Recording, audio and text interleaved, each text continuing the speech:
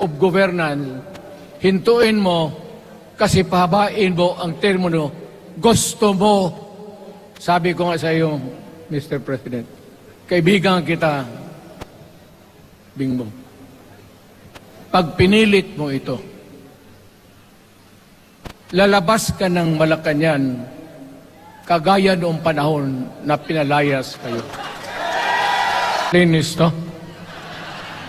Baka ihi mo ito, ha?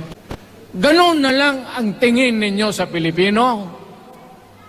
Pagka ganon, maghiwalay-hiwalay na tayo. Kayong taga Luzon, pumunta na yan sa Mindanao, mag-declare na lang tayo ng independence separate. Bakit binababoy ninyo ang bayan natin?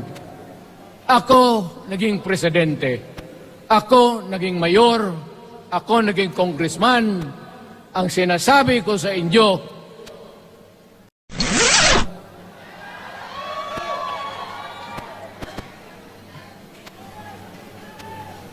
malinis to?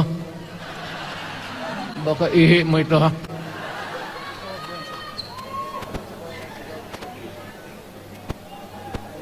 Nakakaubos talaga ng laway itong...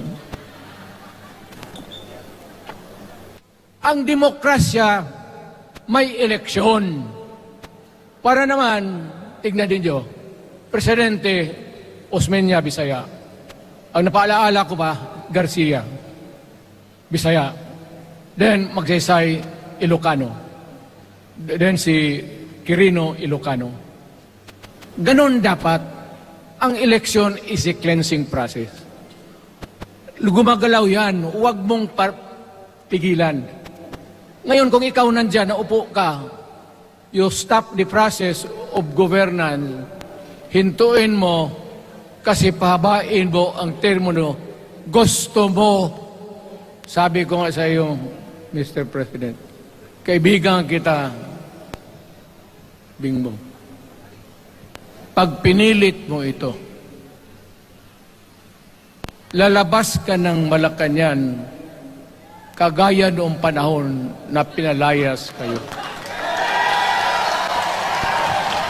Kung hindi na talaga ito mapigilan, nandyan ang military pati polis, makinig kayo.